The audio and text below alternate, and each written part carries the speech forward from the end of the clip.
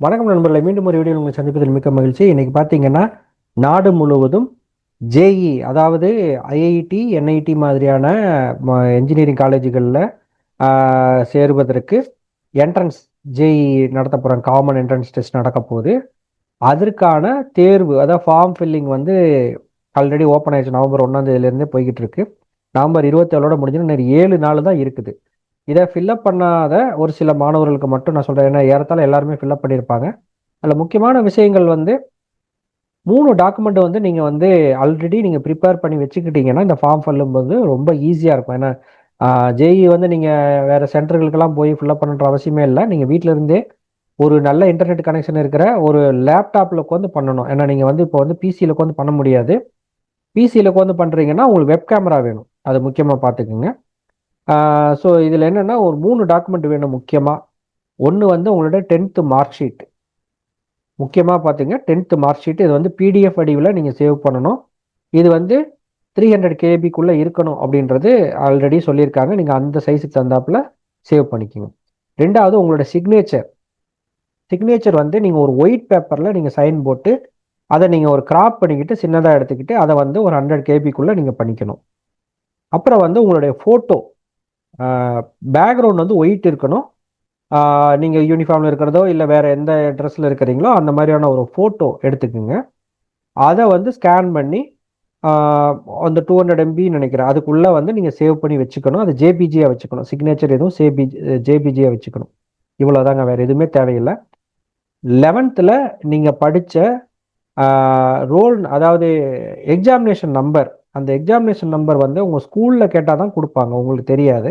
நீங்கள் ஸ்கூலில் போய் கேளுங்க. ஸ்கூலில் இருந்து கம்பல்சரி கொடுக்க சொல்லியிருக்காங்க. எக்ஸாமினேஷன் நம்பர், 11th இருக்கிற எக்ஸாமினேஷன் நம்பர் வாங்கிக்கோங்க. இவ்வளோ தான் முக்கியமானது. அப்புறமா வழக்கமாக நம்ம ஆதாரை வச்சு தான் நிறைய இதில் ஃபில்அப் பண்ண போகிறோம். வேறு ஒன்றும் இல்லை. அதுக்கு பிறகு ஃபார்ம் தான், வழக்கமான ஒரு ஃபார்ம். 10th மார்க் ஷீட்டில் எப்படி இருக்குதோ அதே நேம் போடணும். அதாவது இப்போ எஸ் சுபாஷ் அப்படின்னு வருதுன்னா எஸ் சுபாஷ் அப்படின்னு தான் ஃபில்அப் பண்ணணும். ஆதாரில் சுபாஷ் எஸ்ன்னு இருக்குதுன்னா சுபாஷ் எஸ் அப்படி ஃபில்அப் பண்ணணும். இனிஷியல் இருக்கணும். ஆமாம், அதில் ஆதாரில் இனிஷியல் இருந்துச்சுன்னா அப்படியே இனிஷியல் நம்ம சேர்த்துக்கலாம். இனிஷியல் இல்லைன்னா இனிஷியல் இல்லாமல் போடணும். இதில் 10th மார்க் ஷீட்டில் என்ன இருக்குதோ அப்படியே போடணும். இந்த ஆதாருக்கு இதுக்கும் சம்மந்தமே இல்லை. நீங்கள் இப்போ ஃபில்அப் பண்ண வேண்டியது 10th மார்க் ஷீட்டில் இருக்கிற நேமை அப்படியே ஃபில்அப் பண்ணணும். இல்லைன்னா திருப்பி உங்களுக்கு வந்து ரொம்ப கஷ்டமாயிடும். மார்க் ஷீட்டுக்கு இதுக்கு ரொம்ப இதாகிடும், ரிஜெக்ட் ஆகிறதுக்கு இருக்குது. முக்கியமானது உங்களுடைய நேம் 10th மார்க் ஷீட்டில் இருக்கிற மாதிரி அப்படியே இருக்கணும். மாற்றி போட்டுறாதீங்க. ஆதாருக்கு இதுக்கு சம்மந்தம் இல்லை. 10th மார்க் ஷீட்டில் இனிஷியல் முன்னாடி இருக்குதா பின்னாடி இருக்குதா பார்த்து கரெக்டாக போடுங்க. அதே மாதிரி அதுக்கு அடுத்ததுலேயே ஃபாதர் நேம் வரும், மதர் நேம் வரும். அதெல்லாம் நீங்கள் அசிட்டிஸ் என்ன உங்கள் 10th அதுலேயே கொடுத்துருப்பாங்க. 10th மார்க் ஷீட்லேயே இருக்கும். அப்பா நேமு அம்மா நேம்லாம் அப்படியே டிட்டோவாக பார்த்து காப்பி அடிங்க. அதுக்கு பிறகு வேற ஒன்றும் பெருசான டீட்டெயில்ஸ் எல்லாம் இல்லை. ஏன்னா உங்கள் ஆதார் நம்பர் கேட்கும். அப்புறம் மீதி இருக்கிறது இந்த அப்பார் ஐடின்னு சொல்லிட்டு ஒன்று கேட்கும். அப்பார் ஐடி கிரியேட் பண்ணியிருந்தா நீங்கள் பண்ணுங்கள், இல்லைன்னா நோன் கொடுத்துட்டு போயிடுங்க. அதில் அப்பார் ஐடி இருக்கும்போது ஒரு சிலருக்கு வெரிஃபிகேஷன் ப்ராப்ளம்லாம் அதில் வருது. அதனால் பெரும்பாலும் நோ கொடுத்துட்டு தான் போயிடுறாங்க. அதனால் நோ கொடுத்துட்டு போயிருங்க, ஒரு இஷ்யூமே இல்லை. ஸோ ரொம்ப ரொம்ப சிம்பிள். இதில் ஃபில்அப் பண்ணுற ஒன்றுமே கிடையாது. அதுக்கு பிறகு அதை நீங்கள் ஆதார் நீங்கள் உங்களோட இது ஃபில்அப் பண்ண சொல்லி கேட்கும். ஃபில்அப் பண்ணணும்னா அதுவே டீட்டெயில் எல்லாமே எடுத்துக்கும். ஸோ அதுக்கு பிறகு அந்த உங்களோட ஃபோட்டோ எல்லாமே அது கேப்சர் பண்ணி ஆதாரில் இருக்கிறத காட்டும். எக்ஸ்ட்ரா நீங்கள் வந்து உங்களுடைய ஃபோட்டோஸ் எல்லாம் நீங்கள் 3 டாக்குமெண்ட் நீங்கள் அப்லோட் பண்ணீங்க. அடுத்தது பேமெண்ட் கேட்வேக்கு போயிடும். பேமெண்ட்டில் நீங்கள் டெபிட் கார்டு எது வேணாலும் நீங்கள் கொடுக்கலாம், ஜிபே கொடுக்கலாம். அதாவது யூபிஐ மூலமாக நீங்கள் பேமெண்ட் பண்ணலாம், எப்படி வேணாலும் பண்ணலாம். இதில் முக்கியமாக இன்னொன்று வந்து உங்கள் டாக்குமெண்ட் முடிஞ்ச பிறகு அப்லோடுன்னு சொல்லிட்டு மறுபடியும் நீங்கள் கொடுக்கணும். ஏன்னா அட்டாச்மெண்ட் தான் ஆகும் முதல்ல. அதுக்கு பிறகு நீங்கள் அப்லோடு கொடுத்த பிறகு தான் அந்த சைடில் வந்து உங்களுக்கு லிங்க்கை காட்டும். அதை நீங்கள் கிளிக் பண்ணி பார்த்தீங்கன்னா உங்களோட இது வந்து ஸ்டோர் ஆகிருக்குது அப்படின்றத காட்டும். ஸோ அதனால் எந்த கஷ்டமும் கிடையாது. நீங்களே வீட்டில் இருந்த மணிக்கே ஃபுல்லப் பண்ணிடலாம். உங்களுடைய 10th மார்க் ஷீட்டில் இருக்கிற நிறையா உங்களுடைய அந்த ஸ்கூல் நேமு, அந்த ஸ்கூலோட கோடு, அட்ரஸ்ஸு இதெல்லாம் கேட்கும். ஸோ 10th மார்க் ஷீட்டில் இருக்கிறத பார்த்து அப்படியே ஸ்கூல் நேமு, அதோட பின்கோடு இது எல்லாத்தையும் நீங்கள் அப்படியே பார்த்து போட்டுற வேண்டியதான். வேறு பெருசாக ஒன்றுமே இல்லை. சிம்பிளாக நீங்கள் ஃபில்அப் பண்ணிடலாம். டென்ஷனே ஆகாதீங்க, கூலாக பண்ணிக்கலாம். முதல்ல வந்து நீங்கள் அப்ளிகேஷன் உங்களுடைய பர்சனல், அதாவது உங்களுடைய அந்த அப்ளிகேஷன் ஃபார்ம் தான் நீங்கள் முதல் ஃபில்அப் பண்ணுறீங்க. அது பண்ணோடனே ஒரு அப்ளிகேஷன் நம்பர்னு ஒன்று கொடுக்கும். அதை நீங்கள் மறக்காமல் எழுதி வச்சுக்கோங்க. இல்லைன்னா உங்களோட மெயில் ஐடி கன்ஃபார்மாக உங்களுக்கு ஒன்று கொடுப்பாங்க. அந்த நீங்கள் கொடுக்குற மெயில் ஐடிக்கு வந்துடும், அப்ளிகேஷன் நம்பர் எல்லாமே அதில் வந்துடும். நீங்கள் அடிக்கடி இந்த மெயிலில் சப்போஸ் ஏதாவது ஒரு ஃபீல்டு வந்து உங்களுக்கு ரிஜெக்ட் ஆயிருந்தா அதில் வந்து திருப்பி இதை ரீஃபில் இது பண்ணி கொடுங்க அப்படி சொல்லி கேட்டு அனுப்பிச்சிருப்பாங்க. அதனால நீங்கள் இடையில ஒரு 2 தடவையாவது நடுவில் ஓப்பன் பண்ணி பார்த்துக்குங்க. பெரும்பாலும் அதில் எந்த இடத்துல ரிஜெக்ட் ஆகி வரும்னா, நீங்கள் பேமெண்ட் பண்ணது சரியாக மேப் ஆகாமல் உங்களோட பேமெண்ட் நாட் ரிசீவ்டு அப்படின்றது அங்கே வரும். இல்லைன்னா இங்கேயே வந்து எல்லாமே உங்களுக்கு டிக் காட்டிடும். ஓகேனா ஓகேன்னு கிரீன் டிக் வந்துடும். ஏன்னா மூணு கட்டமாக அதில் பண்ணுவாங்க. முதல்ல அப்ளிகேஷன், அப்புறம் பர்சனல் டீட்டெயில்ஸ், அப்புறம் பேமெண்ட்டு. அப்போ இந்த உங்களுடைய அப்ளிகேஷன் ஃபார்ம் முடிஞ்சோடனே ஒரு கிரீன் டிக் வந்துடும். அப்புறம் உங்களுடைய பர்சனல் டீட்டெயில்ஸ் எல்லாம் முடிஞ்ச பிறகு ஒரு கிரீன் டிக் வந்துடும். லாஸ்ட்டாக பேமெண்ட் முடிஞ்சோடனே கிரீன் டிக் வந்துடும். இந்த 3 முடிஞ்சிருச்சுன்னா ஓகே தான்.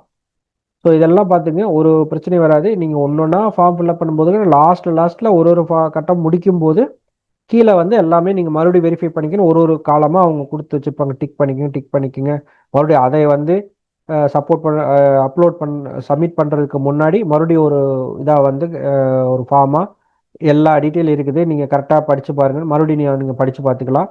எடிட் பண்ணணும்னாலும் எடிட் பண்ணி மறுபடியும் நீங்கள் ஃபில்அப் பண்ணி அதுக்கு பிறகு சப்மிட் கொடுக்கலாம். ஒரு வாட்டி சப்மிட் கொடுக்கும்போது ஓடிபி வரும். அதனால் உங்களோட மொபைல் நம்பர் ரொம்ப ரொம்ப முக்கியம். உங்களுடைய மொபைல் நம்பர் அப்பாவோட, அதாவது யார் கார்டியன் அல்லது அப்பா யார் கொடுக்குறீங்களோ அவங்களோட இது. அப்புறம் எமர்ஜென்சி மொபைல் நம்பர், அது அப்பாவோட நம்பரே நீங்கள் கொடுத்துடலாம். அப்பா அம்மா யார் உங்கள் கார்டியனோ அதை நீங்கள் கொடுக்கலாம். ஸோ அவங்களுக்கு ஒரு ஓடிபி போகும், அதை வெரிஃபை பண்ணும். உங்களுக்கு ஒரு வாட்டி வரும் உங்களோட மொபைல் நம்பரை. இதுதான் ஃபஸ்ட்டு வரும் உங்களுக்கு தான். அப்புறம் உங்களோட மெயில் ஐடிக்கு வெரிஃபிகேஷன் ஆகும். உங்கள் அப்பா அம்மாவோட மெயில் ஐடி அது வந்து ஒரு வெரிஃபிகேஷன் வரும். மெயில் ஐடி மொபைல் நம்பர் அவங்களோட தான் வெரிஃபிகேஷன் வரும். அதனால் ஓடிபி 2 டைமு உங்களுக்கு வரும்.